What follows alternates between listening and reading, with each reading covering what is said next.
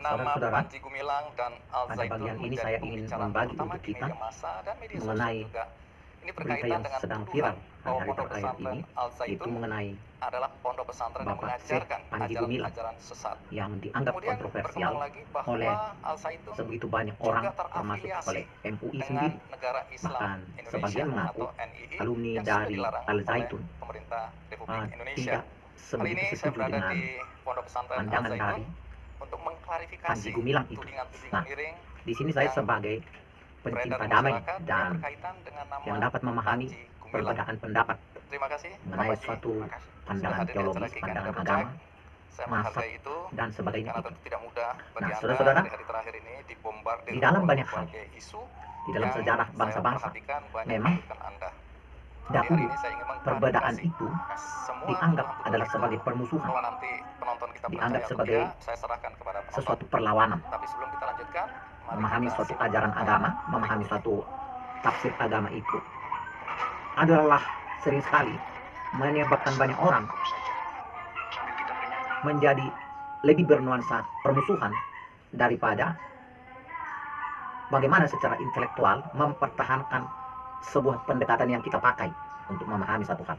Nah, saudara-saudara, di dalam hal Syekh Panji Gumilang, di mana di dalam terobosan yang saya ambil istilah, yang saya pinjam istilah, bagaimana menurut pandangan beliau itu beragama dengan langkah maju, dengan lebih banyak berpikir, dengan lebih banyak berkarya di dalam wujud yang lebih aktual daripada terikat kepada suatu tradisi yang mana dia melihat, menurut saya, dia melihat bahwa tradisi itu perlu diuji dan bahwa kita tidak perlu terlalu terikat dengan tradisi itu ketika itu tidak terlalu penting.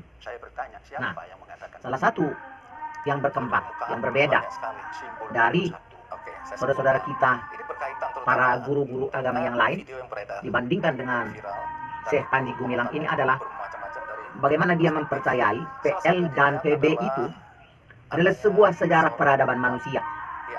Nah, dia melihat itu sebagai satu sejarah peradaban manusia. Dan ketika dia mengakui itu sebagai sebuah sejarah, maka artinya secara tidak langsung dia mengakui bahwa tulisan yang ada di dalam PL dan PB itu adalah satu tulisan yang terkonfirmasi sebagai berita yang benar.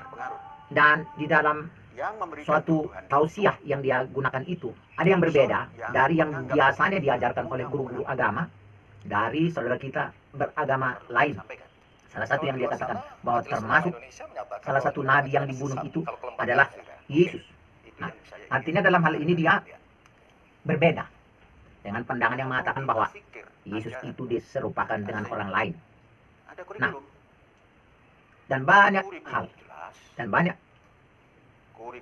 kisah lain, banyak pernyataan lain yang dia nyatakan, yang sering disoroti oleh orang-orang yang memang kita yakini kurang suka kepada beliau itu.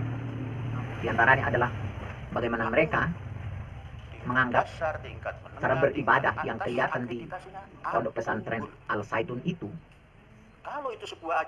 dianggap aneh untuk ukuran tradisi. Di mana salah satu contohnya adalah yang kaum pria itu semuanya pakai jas dan tidak seperti di tempat lain yang pada umumnya masih menggunakan kemeja dengan pakai sarung dan pakai sorban.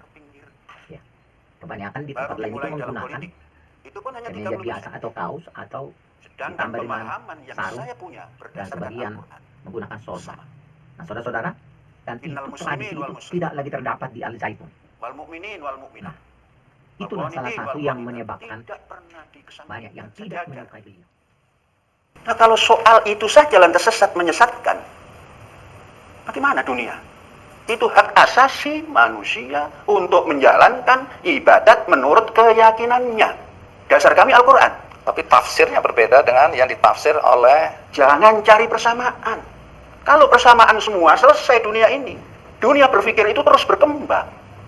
Berkembang. Begitu juga kita memahami Al-Quran. Bukan menafsir. Memahami. pemahaman yang kemudian dianggap menyimpang. Itu anggapan yang tidak sama dengan anggapan kita. Oke saja, saya juga tidak menyalahkan orang itu. Inilah kebebasan beragama. Siapapun tidak boleh memberikan stigma. Sampai negara saja tidak mau menstigma. Karena apa? Undang-undang dasarnya seperti itu.